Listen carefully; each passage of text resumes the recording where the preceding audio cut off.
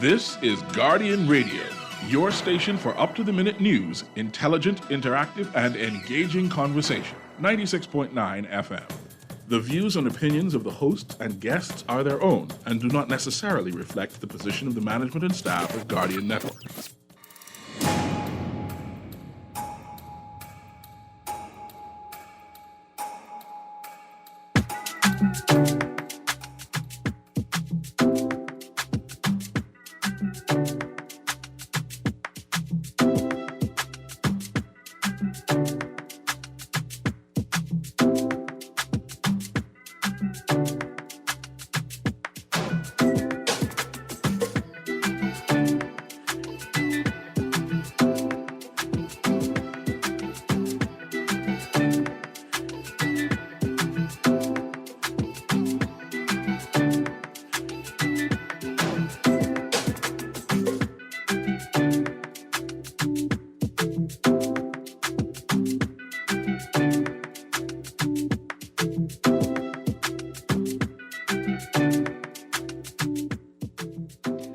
Good yawning this morning, Bahamas. You're tuned into 96.9 FM, Guardian Talk Radio, and it is Friday, the 23rd of April, 2021. It's 10 a.m. That means you're on the clock with Erin and Greene. On the clock, we engage organizations, institutions, social and cultural leaders, and ordinary people to better understand the impact of public policy, private sector development, and emerging social and consumer trends. On the clock, we have conversations that help us understand and navigate a rapidly changing Bahamas. Today's show is brought to you by the Department of Inland Revenue, and I'd like to remind you about the Department of Inland Revenue's Real Property Tax Forgiveness Program. This offer is valid until May the 31st, 2021, and you can contact the Department of Inland Revenue by using this toll-free number, 225-5778.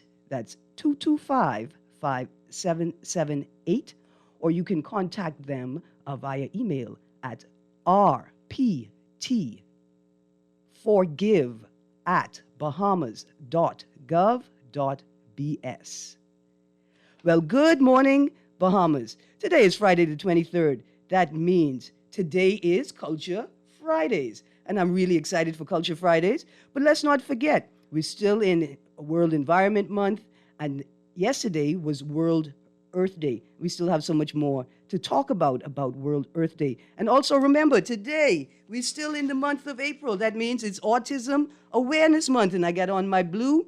Don't forget to light it up blue, whatever you do. I think these things are very important. Before we get to my intro and then start the show, I loved hearing that PSA just now as we led into the show about texting and driving, right? What a wonderful PSA. Please pay attention to it. Let me tell you why I'm not going to take long on this. There's still too many of you driving with your phones in your hand. There's still too many of you trying to pull off these maneuvers that cannot be pulled off without paying attention, strict attention to the road. It's too many of y'all in your car, young people trying to look, on fleek and look fly in your car with your hand down, hiding your phone. But it's obvious to anybody watching what it is that you're doing. Listen, we need to re-examine our relationship with the car, with the roads, with movement, with each other. Because all we're manifesting and displaying is a severe disregard, lack of regard for the other people we obligated to share the road with. That takes me to my second point. I got to go through this very quickly. Talked about it briefly yesterday. I'm going to talk about it very, very briefly today. In The Guardian, Physicians Group head says new travel policy unwise. In the Tribune, Nurses Union warn it's far too early for this policy of allowing people who are fully vaccinated to travel without testing. It is far too early to be making any decisions about the way forward with vaccinations without sitting down with your citizenry and having a open and coherent dialogue about what it is you want to do, what it is we want and do not want to do. I don't think the government understands the weight of the exercise in front of them.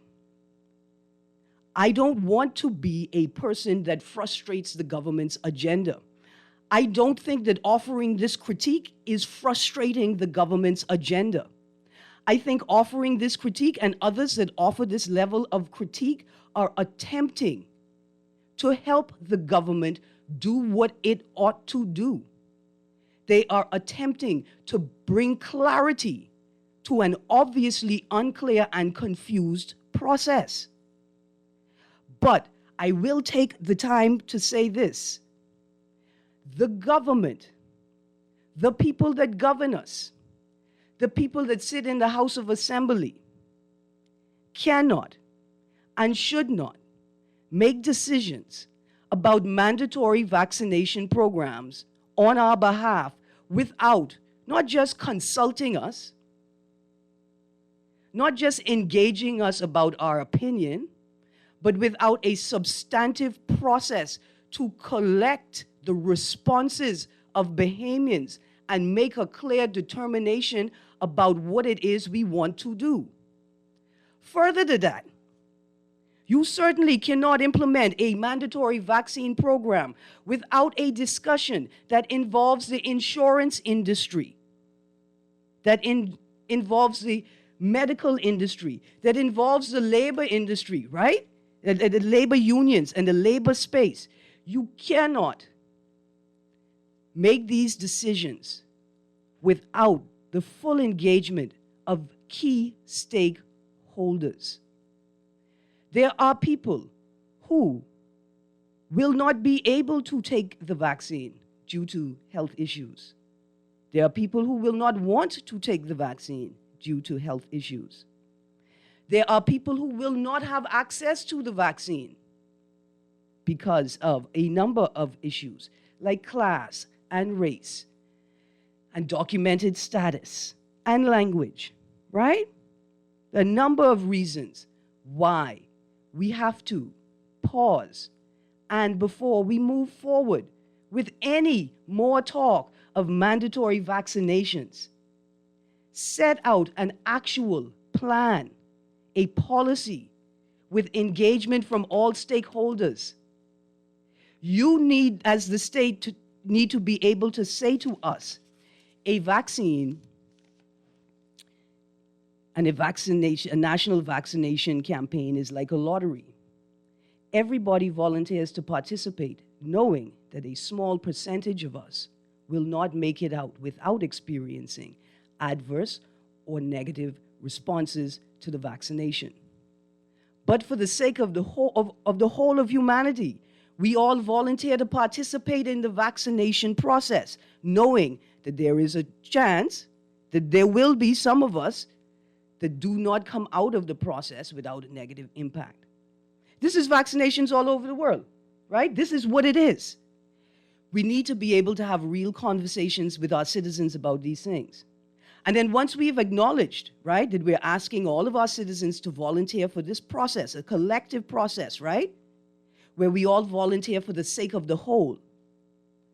After you do that, then you have to sit down and talk to your citizens about what their options are if they do have an adverse response to the vaccine, particularly since you know it is likely to happen. See, there are many reasons why people are hesitant to take the vaccine. One of those reasons is that they are being asked to take a vaccine that they may or may not trust in a system that they do not trust. It may have nothing to do with the vaccine at all. People may be making decisions based on the fact that they do not trust the uncertainty of a dysfunctional system. But put all of that aside. It doesn't really matter why people have decided they're not going to take the vaccine or why they have decided that they're hesitant, why they want to wait and see. What's most important is that the government has obligations to its citizens that it has to fulfill. The government has obligations to its citizens that it has to fulfill. The same way it has obligations to the Constitution that it has to fulfill. And one of those obligations is engaging your citizenry honestly about the decisions you intend to make on their behalf. Now, I'm really in my feelings this morning, and I can tell you why. Because I feel like a teenager again.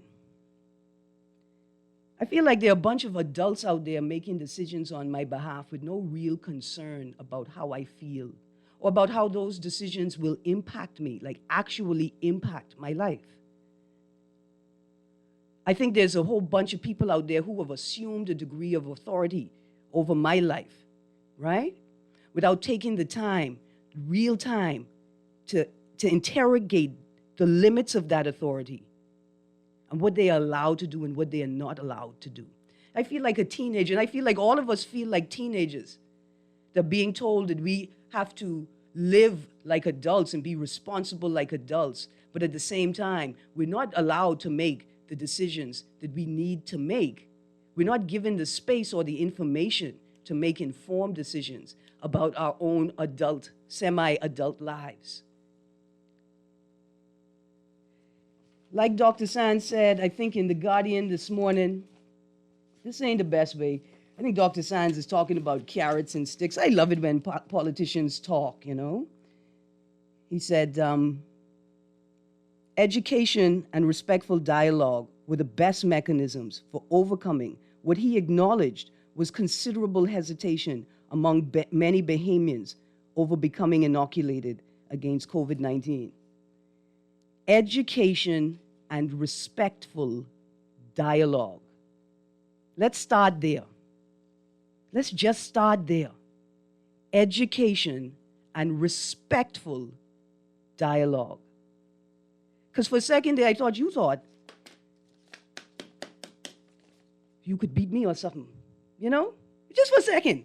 But I was in my feelings, because y'all keep making me feel like I was a teenager, like I don't have full autonomy over my life and the decisions I make about my body. Well, listen, good morning, Bahamas. Now that I've gotten that off my chest, let me get through these two texts quickly. Erin, I know people mess up your name by calling you Erin instead of Erin, but you should please stop messing up Levon's name. His name is Levon, not Levan. Thanks you. Well, the way it was, I thought it was spelled with an A. I'm very sorry if I was messing up his name, and I will particularly apologize if this text came from the person who gave him that name. I don't want you to think I take in light of it. I am sorry. I will remember to call him Levon. Good morning, Erin. The person who are driving while using a cell phone are not only driving without due care and attention, but more importantly, has no regard for human life because their disregard can ultimately cause a very serious accident. And listen, by serious accident, these people act like they don't know. Just losing your car for 2 to 3 days or a week could cause you to lose your job, which could set your whole financial outlook off course and cause you financial devastation. Just losing your car for a couple of days. These people really don't rate us. We don't rate each other. Thank you, Texter. Good morning. I enjoy your show. I'm a fellow Comet, class of 87. I do, however, have an issue with this morning. It has been admitted that this vaccine is really not a vaccine. Call it the jab and not a vaccine, please. Well, I have not confirmed or verified that for myself, but now I see I got some weekend reading. I thought that was just, politicians and media people using language colorfully to convey a point. I didn't know that a particular position had been made. But you see, that's the point of my little rant this morning. The point of my rant is you not even giving us enough information to make informed decisions. You not giving us the tools we need to be fully participating citizens in this democratic system. It's like you think that we are children and can be treated that way. But I ain't no true. Anyway, yesterday was World Earth Day. Today we are called to re-examine our relationship with the planet Earth and all the sentient beings and things in it. I had this little quote that I'm going to read and forget my intro. This is from a man named Teju Raviloshan, and I may not be pronouncing that correctly, and it was shared by a friend of mine from Guyana. And it reads, It's time for us to let go of narratives like Maslow's hierarchy of needs and the American dream, which leave out any mention of participating in community well-being and tell a story only of individual flourishing. This is a profound distortion of reality and leaves us living in illusion, needing to wake up. As Daniel Suelo says in The Man Who Quit Money, there's not a creature or even a particle in the universe that's self-sufficient. We're all dependent on everybody else. Teju goes on, who sewed the clothes you're wearing right now? How many materials from how many different parts of the world are inside the device you're reading this post on?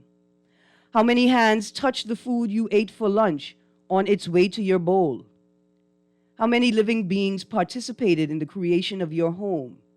Even if you purchase these goods with money you earned, you are not self-sufficient.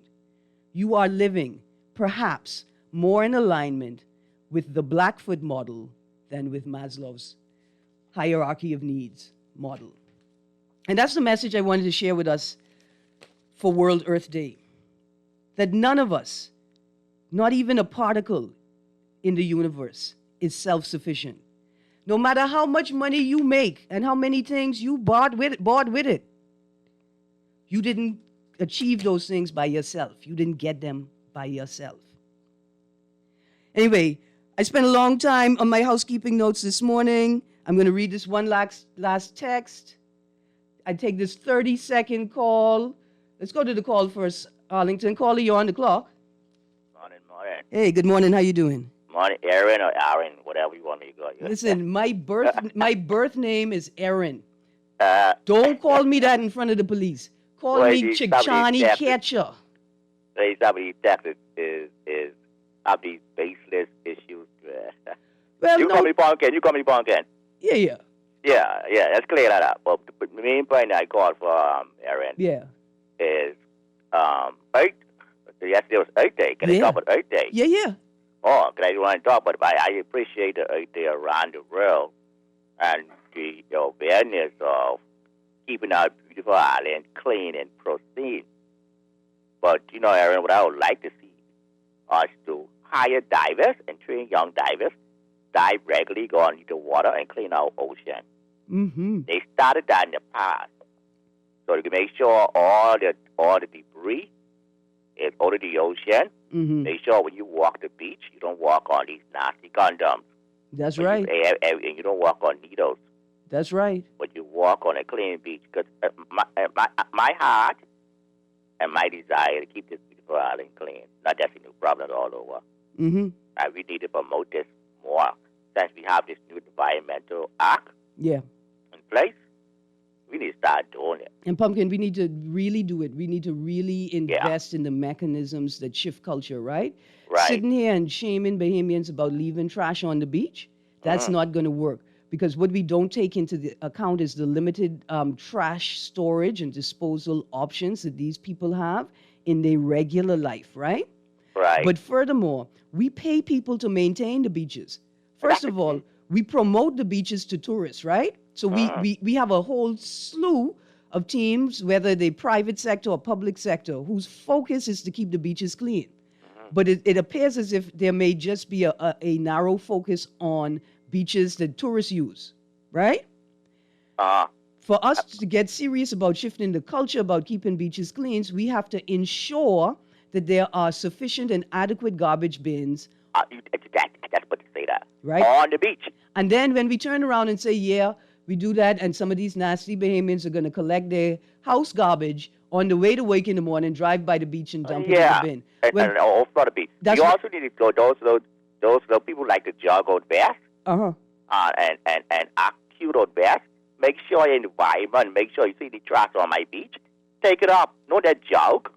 Yeah, if you getting to use the beach, be a caretaker for the beach, right? Yeah.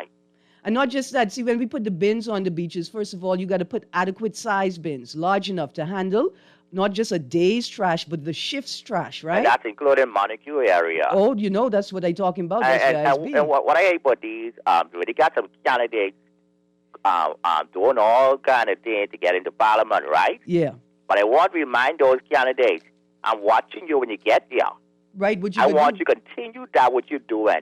You're digging up, you're putting in all kind of smooth roads and all these things.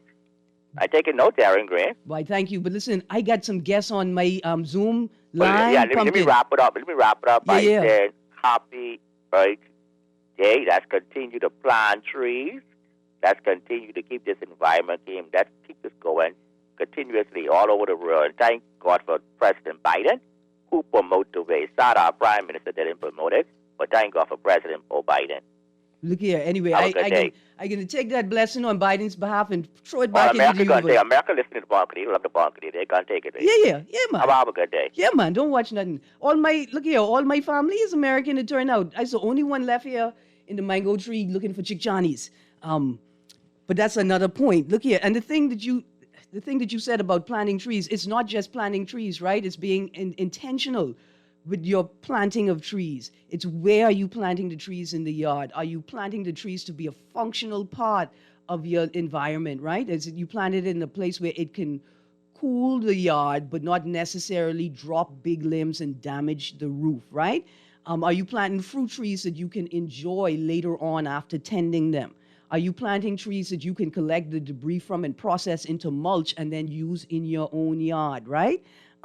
It's not just having a pretty tree. It's the whole process of the tree and the symbiosis with your relationship with the tree and the tree's relationship with the earth, right? It's a beautiful thing if we start to talk about it.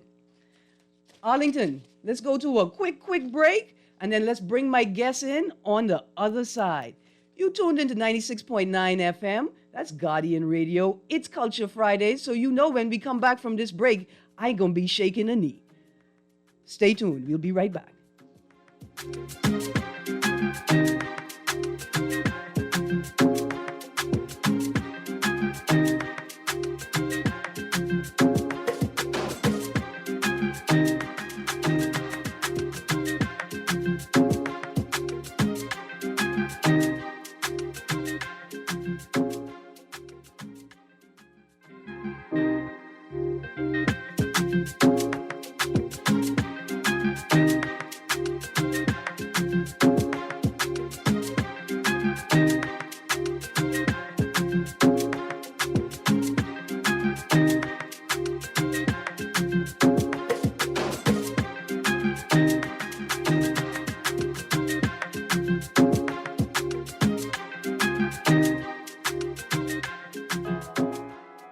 In life, there are always challenges. Today, we find ourselves having to be more self-sufficient, socially aware, and technically savvy. At J.S. Johnson, we are committed to our customers by providing cost-effective insurance solutions. No matter what your insurance needs, we will always be here for you.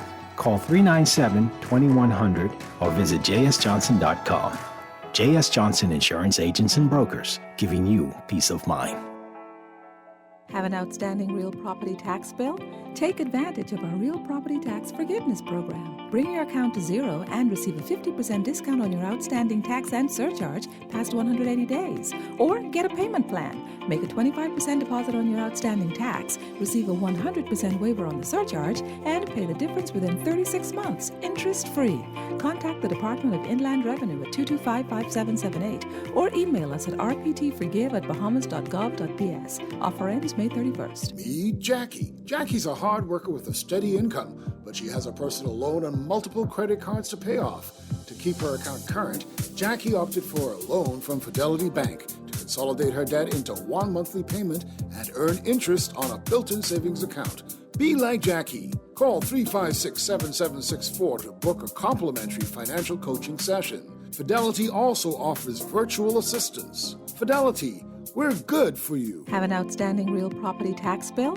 Take advantage of our Real Property Tax Forgiveness Program. Bring your account to zero and receive a 50% discount on your outstanding tax and surcharge past 180 days. Or get a payment plan. Make a 25% deposit on your outstanding tax, receive a 100% waiver on the surcharge, and pay the difference within 36 months, interest-free. Contact the Department of Inland Revenue at 225-5778 or email us at rptforgive@bahamas.gov.ps. Offer ends May 31st. This is Guardian Radio, 96.9 FM. Fresh news, smart talk, all day.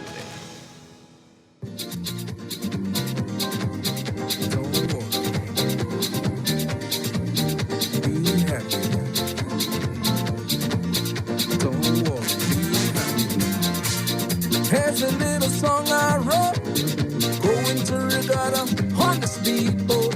Don't worry, be happy. Good morning, Bahamas. You know I shaking my knee inside this room right here.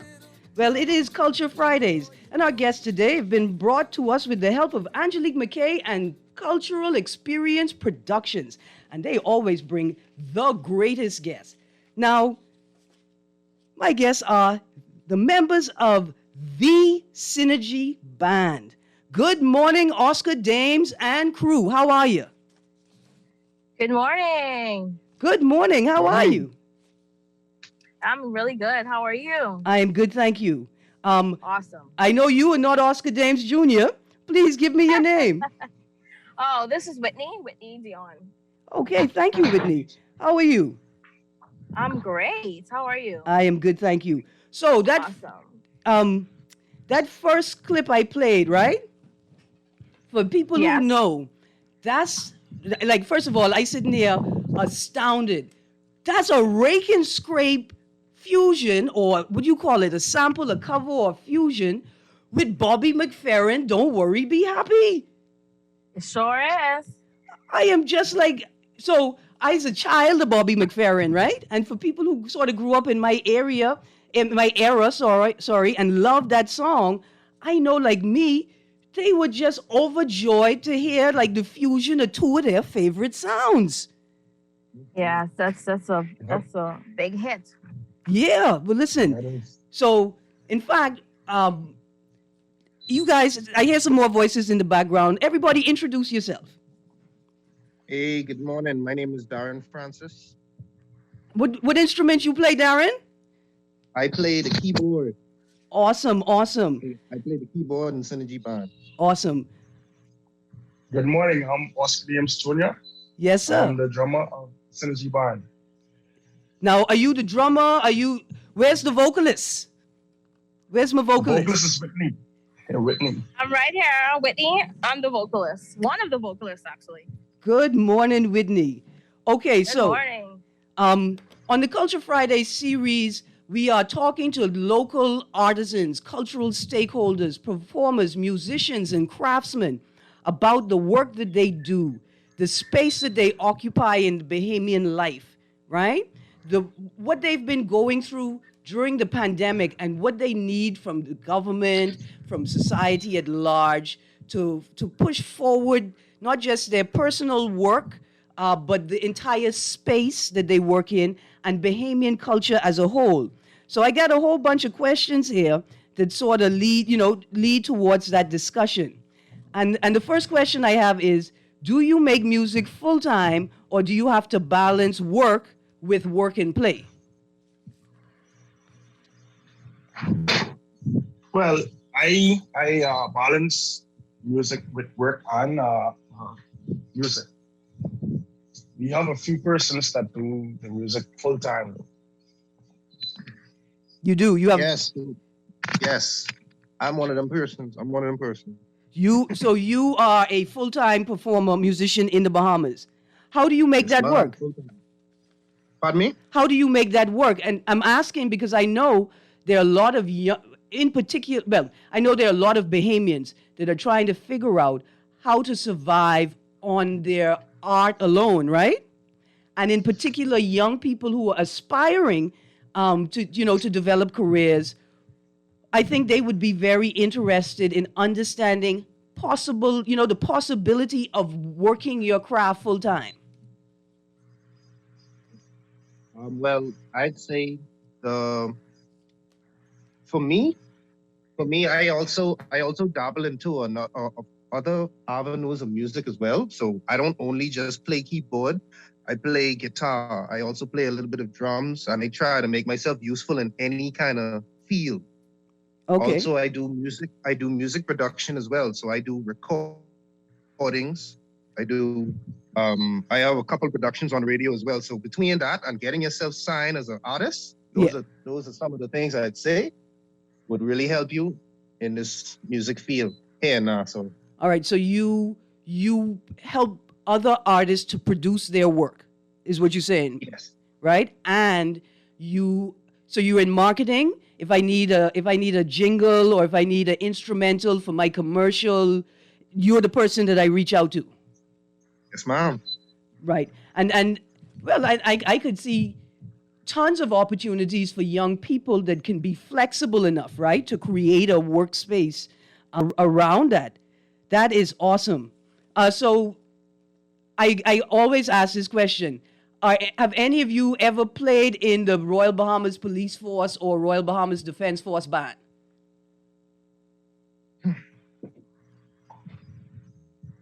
That's a no? Played. I played alongside of them. I mean, if you mean like that, not necessarily in the band itself, but I played alongside of people who were in the band. Okay, so you've played with Yes. musicians that also play there. No, see, because I think that we obviously have world-class musicians in this town. There is no doubting it. From Joseph Spence to Blind Blake, right? To Tony McKay, to Jerry DeVoe, to Freddie Munnings Jr., to Ronnie Butler, to this new wave and generation of performers. We got world class across the board. There's no doubting it, right? But your world-class performers will have to compete against the best, which is the Royal Bahamas and the Police Force and Defense Force. I like the rivalries. That's why I ask, right? Those guys are phenomenal, and I think like I'm waiting to see a competition, right, where you have to compete against the Defense Force and the Police Force pop bands, right, to gain the title. Do you think Synergy will win the title? Yeah, man, hands on. I hope my Defense Force and Police Force musicians hear that, because that'll be the best. Look here, I'll cancel the elections for that competition. That's the only type of competition I want. Yeah, nice friendly competition. Yeah. So let me ask you this: your band, and I imagine your main source of income is performance. How have you guys been surviving during the pandemic? Well, we've been inside the studio. We trying to get some tracks out on the radio. So, just when you get just a song on the radio, collect royalties. So, because we're not playing in the clubs or in the hotels or the parties and stuff like that. So, we find other avenues to try to collect funds. Absolutely. And that's producing music. And so, right, so on the airwaves and collecting revenue in that way, do you find that the digital platforms that are available sort of globally are working or are good fits for Bahamian musicians? And are Bahamian musicians using digital platforms like Spotify and iTunes to generate income?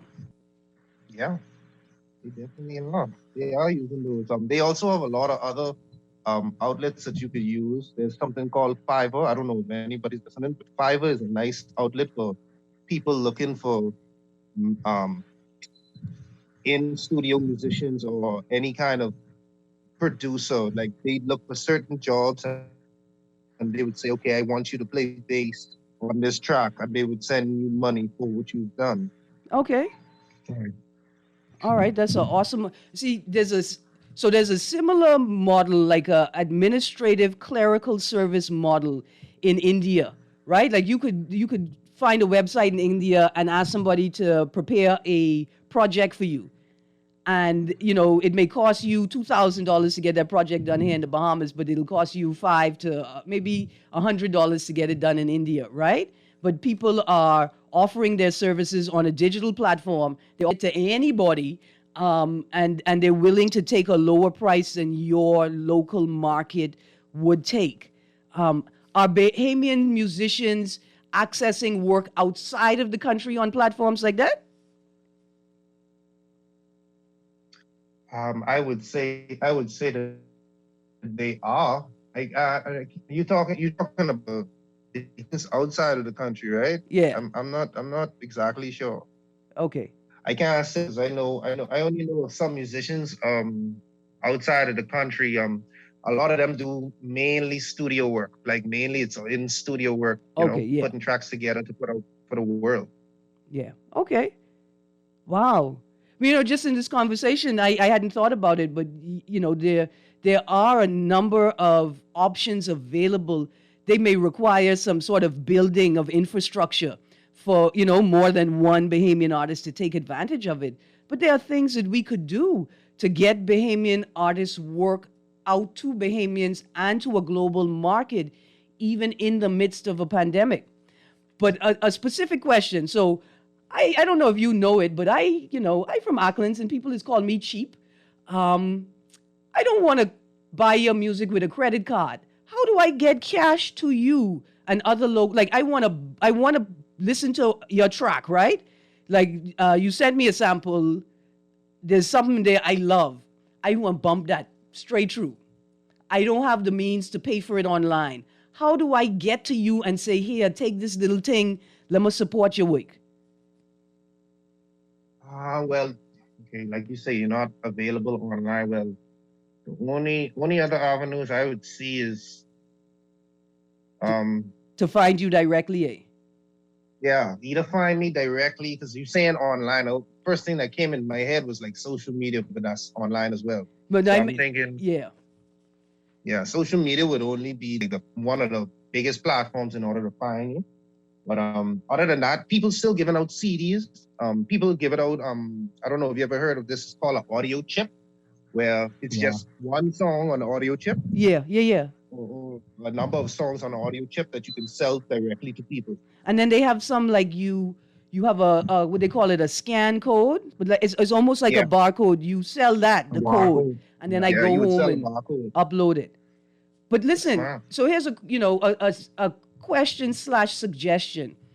Do you think through the musicians or the performers and cultural workers union that we could partner with a pay platform like Canoe or Mobile Assist or one of these others, right?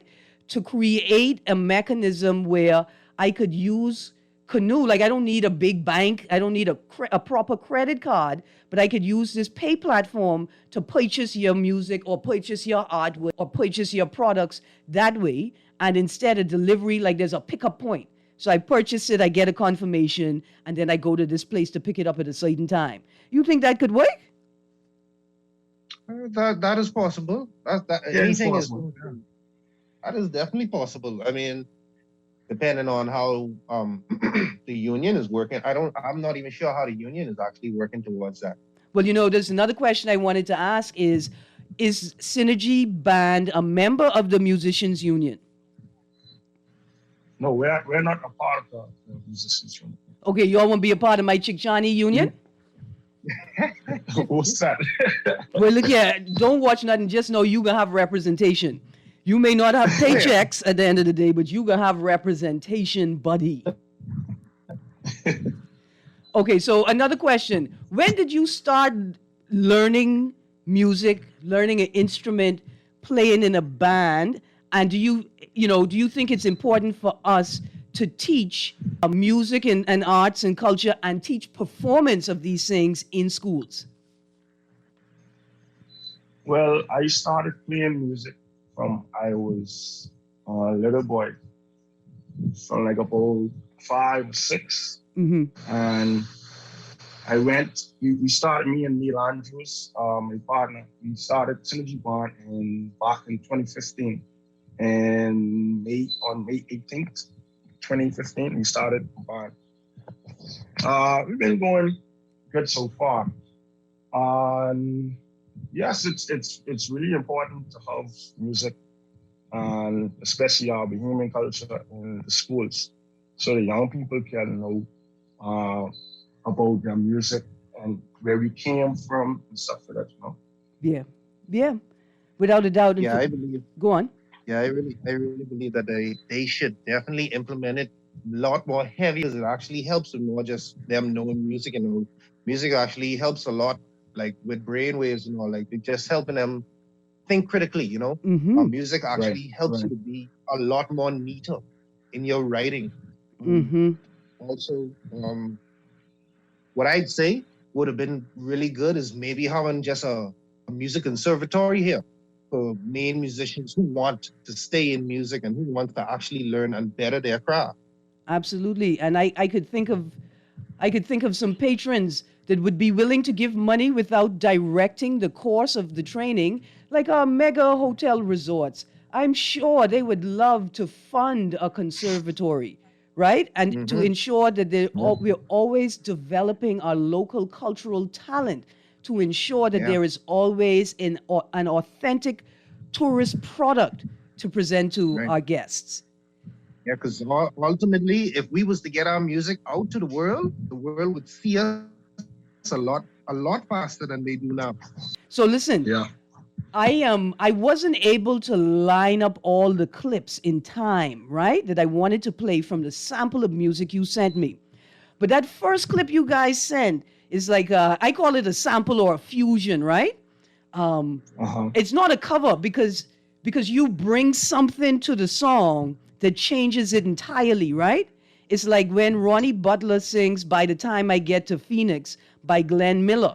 By the time Ronnie Butler finished singing it, it can't be Glenn Miller song no more, right? and that's how I felt about the "Don't Worry." And when you talk about and going to the Regatta by boat, my man, you right? But there are two more songs on that medley that you sent me that are the same thing. One, dear audience, listen to this. One is a fusion of rape and disco. Hardcore disco. And again, the rake and scrape and the disco sound like they come from the same era at the same time. They perfectly blend together. But the rake and scrape, it comes across like the foundation of the disco, right? Yeah. And then when I rake and scrape can basically go into anything. Because, and I can say this even though I'm not a musician or aficionado, but rake and scrape is an indigenous form of music, right? It's like at the foundation of all musical styles. And since Joseph Spence is the father of all contemporary and urban R&B, right?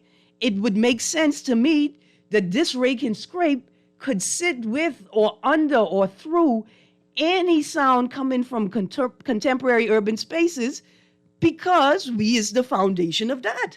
But let me get back to what I was saying. The last track that you sent me, or to me, not Rake and Scrape Taboo, the one right before that, it was like y'all fused Rake and Scrape. Now I'm not sure if I got the genre right, but it's like a raw blues funk. Yeah. Who inspired that track? Who wrote that one? Well, we normally we play at Malia Hotel, so for the guests to understand what we are playing, we normally do like funk music, pop music, R&B music, but we put it into rate and straight so they can understand, so they can know what we're talking about. So just like how we grew up with Jamaicans covering popular contemporary U.S. music, y'all are now and redoing better. Because that's all you're doing. You're making it better. Contemporary music. Yeah. Awesome. Right.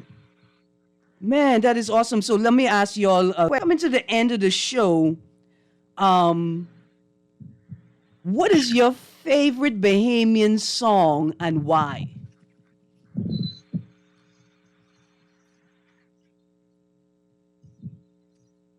Y'all didn't. Who wants to go first? Well, my favorite show is Whitney here again. Yes, ma'am. My favorite song, Bahamian song, will be "Persevere" by Phil Stubbs. Okay, all right. I love it because it has such a positive message. She's just, encouraging persons that, it's okay to fail, but just keep trying and trying again, and you will eventually get it. And what genre would you put Phil Stubbs in? Oh, well, I definitely would put him in Rake and Scrape. Okay, awesome. Oscar? Oh, my favorite song is "Endlessly" by Ronnie Butler. Mm-hmm. Yes, That's that's my a good favorite one. song. All right, but tell me Yeah, why. you know, it talks about love, honestly, right? Right. So that's why it's my favorite my favorite song. All right. Look at you all shaming me. My friend in the background. But I'd say my favorite one, I'd say is another Ronnie Butler. It's called Calamity. I don't know if you ever heard that one. I think so, but I need to hear it again. It goes, oh Lord, how can this be? Right. Something must be wrong with me. Uh-huh. It seems like it's the only one who sees all the doo-doo going on in our country. I got you. Yeah, I know that one. I know that one. I thank you for using a radio appropriate word very much. Now, you see, I talk about Ronnie Butler, and by the time I get to Phoenix all the time, right? Because that used to be my favorite. I mean, what a ballad. But then, first of all, that ain't my favorite. That's like the best, but it still ain't my favorite yet. But I love the love songs. It's nothing I like more than hearing that Bahamian voice singing a ballad, right? But then I discovered blind song called Jones, Oh Jones, right? Oh, yeah. I know about that. Yeah. And it's my favorite right now, but simply because it's a gangster rap song from the early 1900s, right? And who would have thought that even way back then, this boy had a whole gangster rap track. And all these young people think they new and fresh and on the scene. And, you know, just hit rewind, come again, selector. And there was Blind Blake laying the foundation. Yeah. Yep. All right. Yeah, that's a raw song, too. Yeah, it is. And so, you guys are band, right? That's Not really Rake and State Bond. We play all genres of music. okay. So We do jazz, funk, blues, pop, R&B. Yeah, we do all of the genres. what is your favorite genre to perform? Ooh. Well, our favorite, I would say Rake and State. Break and scrape. Rake and State and soca. Have too much fun with that. Yeah, I mean, it's tons of fun. I love Rake and Scrape, but I could be honest with you. What I love most is when I hear local music, like local styles fused with other styles, or when I hear local voices singing global songs, like Islands in the Stream. That is what they are, right? I love that track. I find it fascinating. Also, what I find fascinating is that young kids love Bahamian music and they love to dance to it. So let me ask you this question. What is your dream music festival? Just before we go, what have you been envisioning? What have you been dreaming of as the music festival that you want to be a part of every year in the Bahamas? Well, the main festival, everybody likes best of the best. Mm-hmm. That's the regatta they have every December. Okay. So that's the model of festival. Yes. Okay, I got you. Yeah. Whitney? Yeah. I would probably have to say Best of the Best as well, mainly because it showcased a lot of Bahamian talent. Mainly, that's like the focus of the festival. Awesome. Now, I was supposed to ask y'all, what could the government do to support the space that you work in? But I want to ask you a slightly different question. When we were younger, there were restrictions about what types of music could be played on the radio, right? And now that I'm older, I think that I want to revisit that idea. I don't want to ban foreign art forms and music forms from our radio, but do you think that we should restrict an hour of the day or, a certain time of the day for Bahamian music only? I wouldn't necessarily say a time of the day, but I would just suggest that, they incorporate a substantial amount of Bahamian music. It could be Rake and Scrape or any other genre sung by a Bahamian person, in their program. That's important. Absolutely. Absolutely. So, Yeah. guys, What I noticed, go on. what I noticed on what I noticed on a lot of like radio is that we have Bahamian or nothing and stuff, but we a lot of people don't see other genres as Bahamian music, even though Bahamian might have sang in that genre. So I would say maybe if they was to have genres, possibly, maybe even if they do that hour, that they would have it where they would showcase some music, you understand? Yeah. Or jazz Bahamian music, you understand? Rather than like that. Because once they hear in a different genre, some people, they don't really recognize it as Bahamian. Yeah, that's true. Right. That's true. Now, listen, I'm so sorry, guys. I am completely out of time. I'm going to ask Arlington to play the little sample he have prepared slowly as lowly as I read the last of these texts. I got a little caught up. Their texter with the text about vaccinations. I can't read the whole text, but I'm going to save it and read it when I come on again on Monday. Synergy Band, Whitney, Oscar, my third guest, whose name I forgot. Give me your name again, my third guest. Darren Francis. Darren Francis? Yes, ma'am. Thank you very much. Keyboardist and musician extraordinaire. Thank you guys for joining me today. I'm going to just read these texts as we listen to this little sample you sent me. The first text read, please think about my text about Dr. While I catch Chick-Chani, this is another text about vaccines. Erin, Defense Force and Synergy in the same boat. RBPF in a world all by themselves. Stop causing mischief. Look here. If you ever seen the lead of the RBDF pop band do that shimmy, I almost tell him he can say goodbye to his wife. They are stellar performers. I was going to do it politely, though. I was going to write a letter and everything. Morning, we need more. That's why I'm trying to read these texts. Great show as usual. Question, how come Ackland's people so cheap? And also, who you think cheaper? No, that you can't. I mean, that's a good joke. But Ackland's people are frugal and smart with their money. If you want to call it cheap, do whatever, but use the model. It works.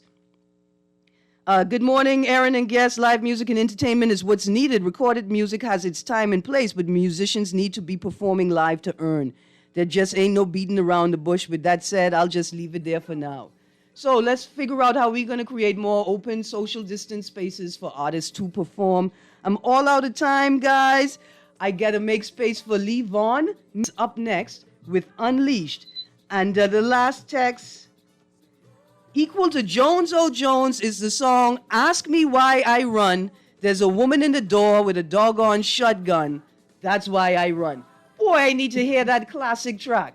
Anyway, Synergy, thank you for joining us today. To my guests, thank you for joining this discussion so we could hear more about what's going on in your sphere of the Bahamas and with what you do to keep us who we are. Thank you. Thank you Thank so you very much. much. Yes, have a good one. You too. You've been tuned into 96.9 FM Guardian Talk Radio. Levon Miller is up next. That's if he could escape me, because I'm going to catch a dance with Levon Miller. Thank you, Texter, for that suggestion. Have a great day, Bahamas. Going to Regatta on the speedboat. Don't worry. Be happy. Don't worry. Be happy. In life, there's a little trouble. You worry, you make it double.